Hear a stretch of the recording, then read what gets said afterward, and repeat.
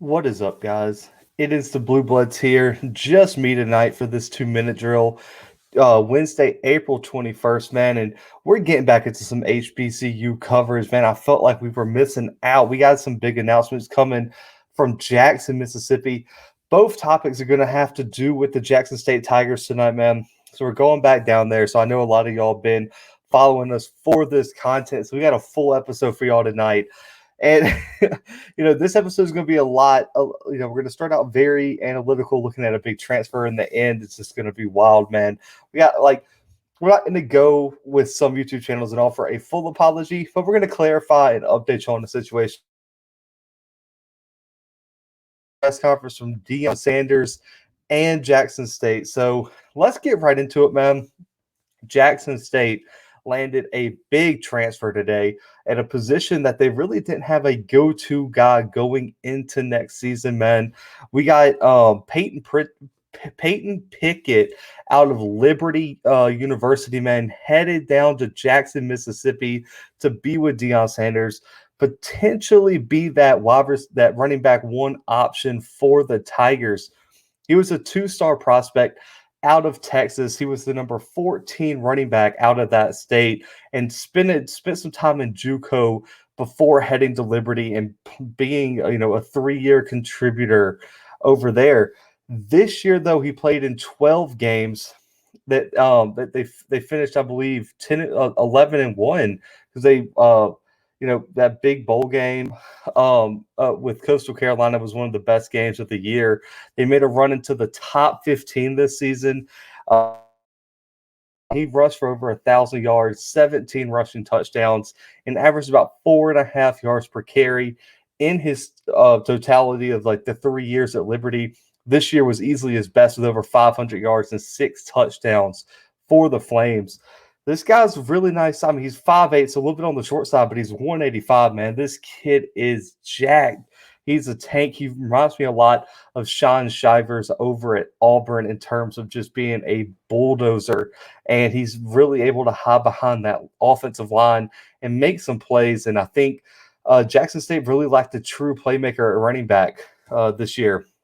And you look at what they did this year at running back, guys.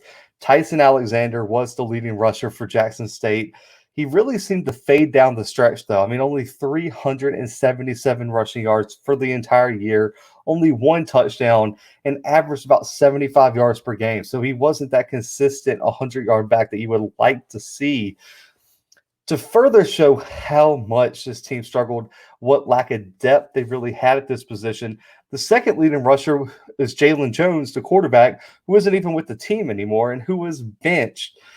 And, he led the team in rushing touchdowns, too. 5 rushing touchdowns for Jalen Jones. So, I'm looking at this and I'm like, man, for the bench quarterback to, still lead the team in rushing touchdowns and be second in yards, it's not a great look.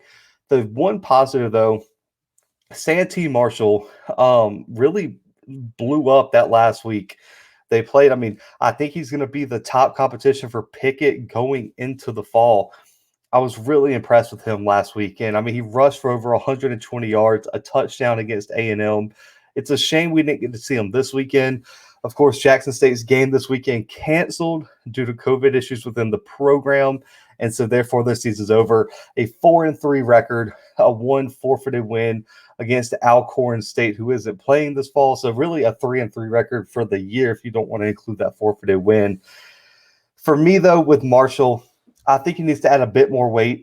I would like to see him get closer to like 180, maybe 185, kind of like we see with Pickett. But I think Marshall and Pickett could offer a dynamic 1-2 punch at that running back position for Jackson State going into 2020 or 2021 fall season. Because remember, they played this spring. They will be playing again in the fall. I think, man, this just signals the dominance that we're going to see from Deion Sanders in the transfer portal, guys. I don't think he's done. I don't think he's even close to being done. If there's a school, outside maybe some of the Power 5 schools, which I really don't think they're going to be as dominant as even Jackson State is, these guys are going to get whoever they want from the portal. And I think they're going to get a lot of high-profile guys who don't work out at the Power 5, and I think they're going to recruit really well out of high school as well. I think this offseason, Jackson, Mississippi is going to be a place everyone in the country has to cover, whether you like it or not. I know the Blue Bloods here, myself, we cover a lot of HBCU football now, man. We're kind of shifting into that gear. I know there's some great guys. I believe it's Offset and Cut Day Sports, man. They do, or All Script, I believe, and Cut Day Sports. They do some awesome stuff over there, man. If you like our content, man, make sure to go check them out as well. I think, those two guys are doing a great job over there. And so there's a lot of places you can get this HBCU content. And I think we're all going to be very busy this all season because I think Deion and this staff is going to get all the pieces they need to build a just ridiculous SWAC contender going into next season. I'm very excited to see if they can take that step. Because yes, guys, so win against Grambling was great. The other two wins were really against overmatched teams. So I want to see if they can get up there and compete with the Southerns. When Alcorn State fires back up, are they going to be able to compete with them? Are they going to be able to compete with Alabama State, Alabama A&M? Because I think Alabama A&M is going to be loaded going into the fall. Akil Glass is back. They bring back a lot of talented dudes for the fall because, with this spring, with the spring football, fall football thing, there's going to be a lot of guys coming back. Also, the one-time transfer rule. I think a lot of these other HBCUs are going to be very, very good in the transfer portal. You got Tennessee State up there now with Eddie George, Jeff Fisher, and Hugh Jackson up there. Is Deion going to make any staff moves? What are some of the other teams in the SWAC and this, HBCU line of schools? What are they going to do? So I really am interested, man. This all season is going to be just full of fireworks. But guys, on top of this, though, we have to move on here. Last week, I know a lot of y'all, watched the video. I know a lot of y'all followed up with, our guys over there who also cover HBCU sports and SWAC football. There's a lot of criticism thrown Deion Sanders' way over a press conference video that was dropped in terms of, him laughing at a reporter question about the quarterback competition, whether it's an open competition like the rest of the positions, or is his son going to be at a disadvantage and everything? And, if you listen to our show, you're subscribed and everything. And, I'm just like, man, I will never change my opinion. If I have a take, it's going to be that take till the end of time. Just go ahead and unsubscribe because that's not what we're offering here. If you watch another show and that's what they're offering, don't even pay attention to them because you have to change your opinion based on new information. Well, Deion Sanders gave us some new information, guys. So before I get to where we were wrong and how, what I think of the situation now, I'm going to play the video Deion Sanders released on his Instagram today.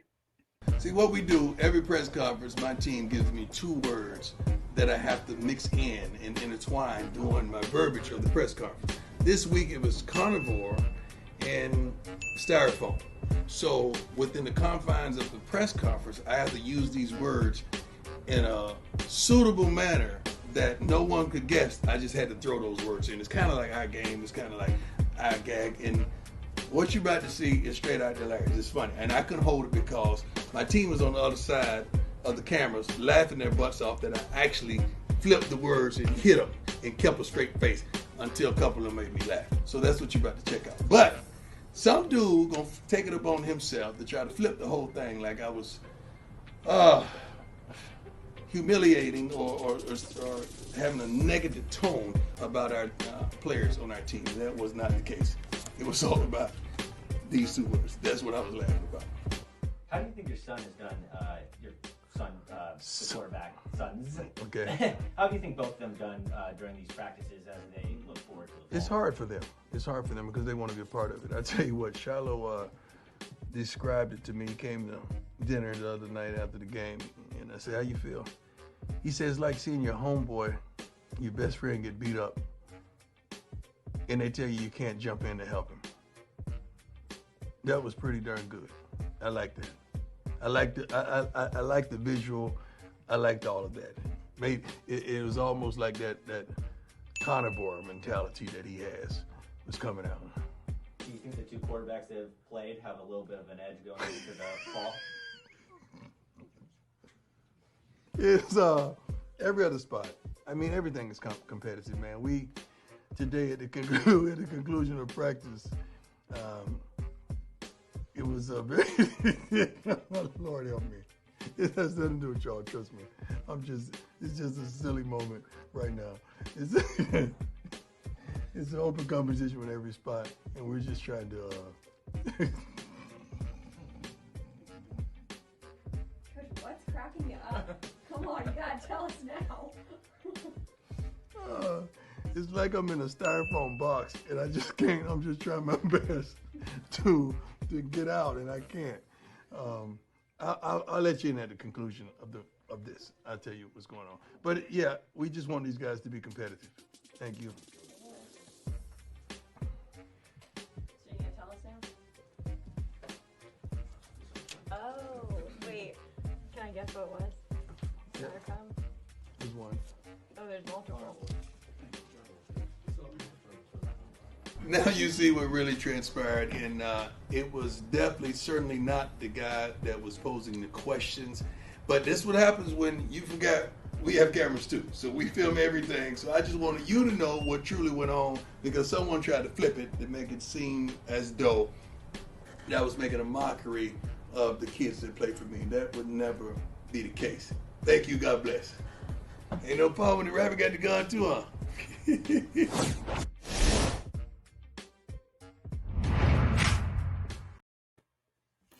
Man. I believe Allscript came out with an apology on YouTube as well. I felt like he was a little bit hard on himself. I think Cut Day even got after him a little bit.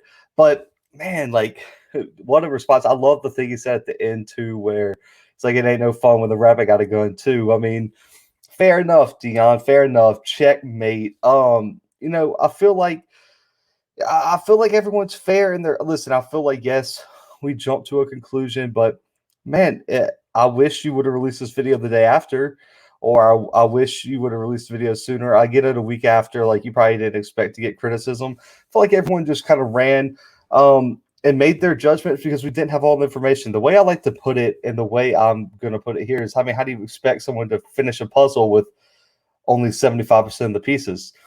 The picture's going to be kind of messed up, and people might perceive stuff wrong. It's a game of telephone at that point.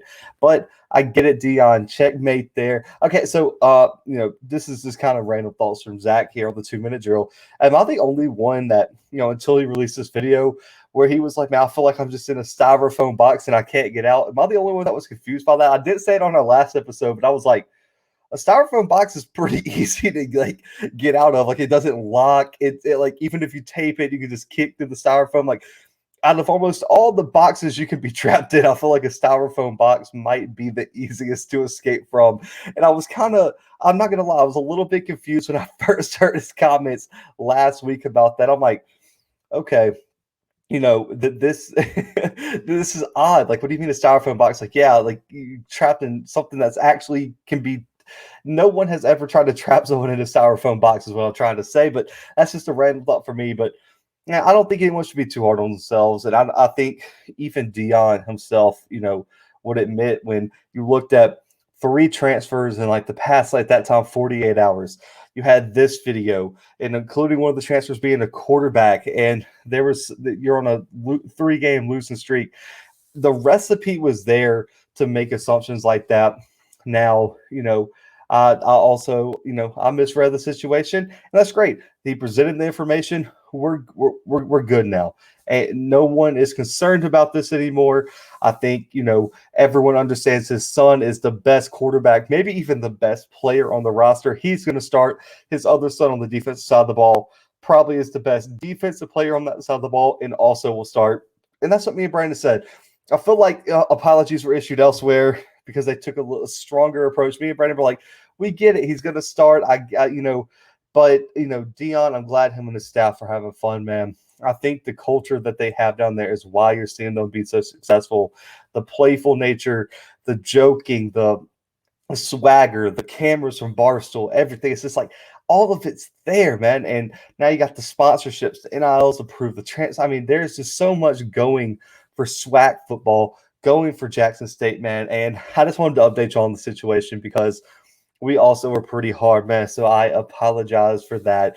But I feel like I get to, I love coming on here and keeping y'all updated on situations. But let me know what y'all think of this new video from Deion. What were your initial assumptions? What are your assumptions now? And what do y'all just think of the whole situation? And what do you think of the future of Jackson State? Let me know what you think of the transfer running back from Liberty they got. Pickett, man, do you think Peytton Pickett can be the go-to guy for Jackson State next year? This is a full episode of HBCU football, Jackson State football. So give me opinions and everything in the comments. Try to interact with y'all as much as possible. So I'll respond to any and all comments, offering y'all's opinions up. We can go back and forth. I love the support, y'all, man. I couldn't do this without y'all, man. Almost 120 subscribers deep. The giveaway is being announced next week at the NFL draft.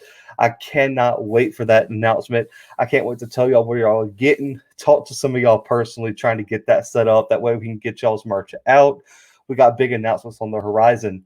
This is a wrap for this 2-minute drill, guys, but you already know. Thumbs up on the video, man. Helps us get this content out. Also, subscribe to our YouTube channel, man. We can't do it without y'all. The more of y'all that subscribe, the better it is for all of us, man. It gives us more opportunity to get this stuff out here. Keep growing this Blue Bloods family. And of course, man, go check out Undrafted Sports, man. That is our network that we run through now, and they've done nothing but be the most supportive, group of people that we've been around. And man, we can't thank y'all enough. But for myself, the 2-minute drill on the Blue Bloods, we'll be back tomorrow. But for right now, we are out.